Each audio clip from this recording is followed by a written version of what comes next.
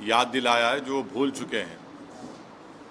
ये जो आरएन जुलूस जो निकाले गए पूरे देश में, और उस जुलूस में हर जगह पर वायलेंस हुआ, चाहे मध्य प्रदेश हो, राजस्थान हो, गुजरात हो, कर्नाटक हो, गोवा हो, जहाँ जहाँ ये आरएन का जुलूस गया, प्रोसेशन गया, वहाँ पर वायलेंस हुआ।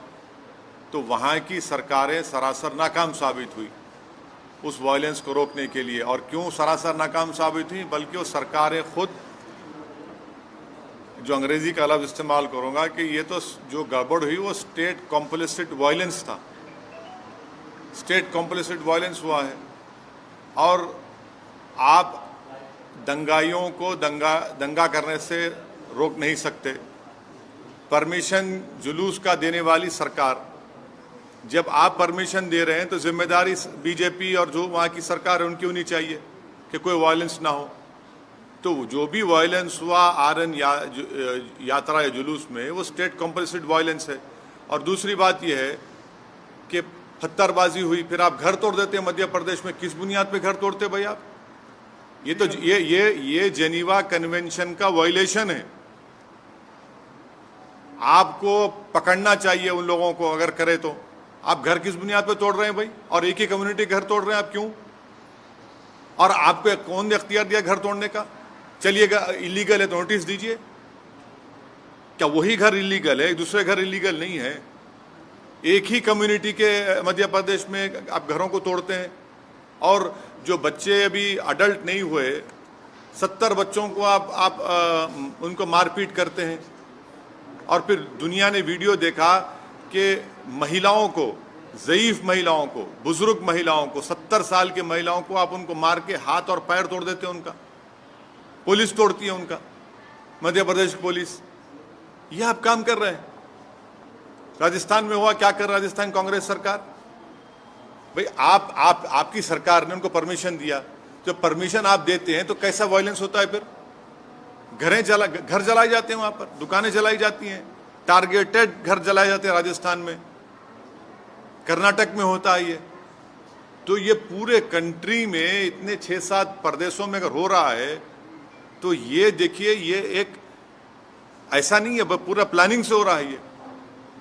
और आप टारगेट कर रहे हैं वो मुस्लिम माइनॉरिटीज को। सिर्फ क्यों कर रहे हैं भाई मुस्लिम टारगेट? आप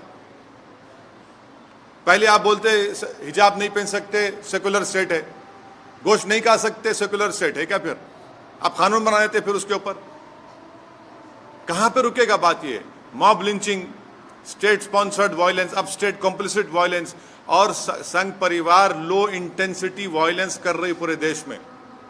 ये परफेक्ट कर चुके हैं अपनी चीज को। लो इंटेंसिटी वायलेंस करते हैं, यहां करो, वहां करो, इधर करो।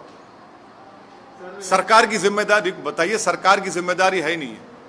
आप सो रहे थे, कैसा दंगा होने दिया आपने? कितने पुलिस वालों को सस्पेंड किया आपने? कितने आईपीएस अफसरों को सस्पेंड किया आपने? इससे बात साबित हो रही कि आपकी पूरी रजामंदी से, जिसको हमने कहा अंग्रेजी का लफ्ज स्टेट कॉम्प्लिसिट वायलेंस है, बिहार में होता है। हमारे खिलाफ बातें करते हैं, बकवास करते हैं।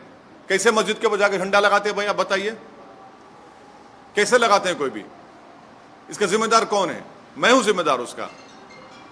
तो ये सब चीजें हो रही हैं।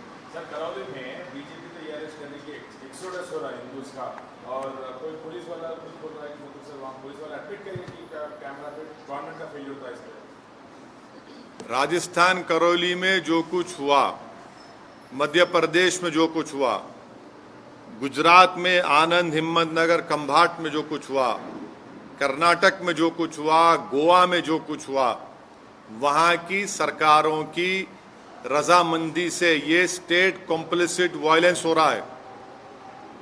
और टारगेट पे कौन है?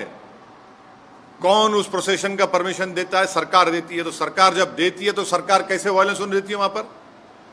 और फिर मध्य प्रदेश में, राजस्थान में घर जलाए जाते हैं, दुकानें जलाई जाती हैं, और मध्य प्रदेश घर तोड़ते हैं। किस बुनियाद पे घर तोड़ेंगे भाई आप? कौन से कानून तहत तोड़ रहे हैं आप? बताओ, कानून बताओ हमको। और आप मासूम बच्चों को, 13-14 साल के बच्चों को पकड़ के पीटते हैं, मारते हैं, रोड पर लटाकर उनको। सर ये बताइए, रामनवमी के दिन जेएनयू में एक ये मटन नहीं खाना या नॉनवेज नहीं, आस्था के लिए आस्था मेरी आस्था नहीं है क्या? मेरी आस्था भी है हिजाब पहनना, मेरी आस्था नहीं है। तो आप एक काम करिए ना, फिर जितना एक्सपोर्ट होता है गोश्त उस दौरान में बैन करिए इंडिया में। मैंने गोश्त का एक्सपोर्ट आप बैन नहीं करेंगे क्योंकि आपको डॉलर मिलते हैं, और वो जो मासूम बेचारा जो दिन में 100 रुपये 200 रुपये कमाता, उसके कारोबार को आप लगाते हैं। आस्था की बुनियाद पर देश चलेगा या संविधान के ऊपर चलेगा? बता दीजिए आप। फिर मेरी आस्था क्या क्या होगा बताइए? मेरी आस्था भी है रमजान है, फिर शराब की दुकानें क्यों खुली पड़ी हुई है? क्या देश संविधान से चलेगा या आस्था पे चलेगा आप? यानी आपकी आस्था सबसे इंपॉर्टेंट है और दूसरों की आस्था क्या भाड़ में जाए? आपने हिजाब की बात की तो कहा नहीं भाई यूनिफॉर्म है, फिर यहां पर यूनिवर्सिटी में क्या गोश्त खाना क्या आस्था आ गया? कहां से देश कौन सी राह पे जा रहा है? बीजेपी को, संघ परिवार को हम शुरू से कह रहे हैं कि जिस राह पे आप इस देश को लेकर जा रहे हैं इससे देश कमजोर हो रहा है, देश कमजोर हो रहा है। ये सरकार की जिम्मेदारी है। तो आरएसएस कहां से सर? आप हाँ, आप आरएसएस को नहीं जानते, हम जानते हैं ना। आरएसएस का स्टेट वायलेंस बोल रहे हैं। आपको हम बोलेंगे किताब पढ़ो। We our nationhood defined, bunch of thoughts, ये 2 किताबें आप पढ़ लो जिसमें आरएसएस के उस वक्त के सर संचालक खुद कह रहे हैं कि जब जुलूस निकलता था तो मैं बाजा बजाता था बोल के।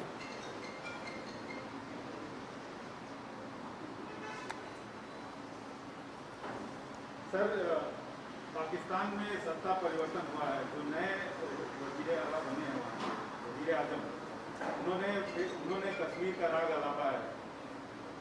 क्या अभी ये तो भारत सरकार को जवाब देना चाहिए उनका। भारत सरकार उनका जवाब दिए, प्रधानमंत्री तो मुबारकबाद पेश कर दी उनको। नहीं, आप हमसे सवाल कर रहे हैं। नहीं सुनिए, नहीं प्रधानमंत्री ने क्या जवाब दिया? प्रधानमंत्री ने मुबारकबाद दे दी उनको। देश के प्रधानमंत्री जो मुबारकबाद दिए हैं उनको, नहीं प्रधानमंत्री ने उनको मुबारकबाद दी है और कहा कि भाई इस खित्ते की अमन के लिए हमको अमन को बरकरार रखना चाहिए, टेररिज्म खत्म करना चाहिए। अब देश के प्रधानमंत्री मुबारकबाद दे रहे हैं तो ओवैसी से क्यों सवाल किया जा रहा है? आप कश्मीर से हमसे सवाल क्यों करते हैं? प्रधानमंत्री से भी करिए। अरे हाँ, जब नहीं देश के प्रधानमंत्री जब मुबारकबाद दे रहे हैं शहबाज शरीफ को, तो ओवैसी को क्यों घसीट रहे हैं इसमें आप? सर लेकिन इमरान खान ने भी अपने फॉरेन पॉलिसी को तारीफ देश के प्रधानमंत्री ने शहबाज शरीफ को, सुनिए, देश के प्रधानमंत्री ने शहबाज शरीफ को मुबारकबाद दी है।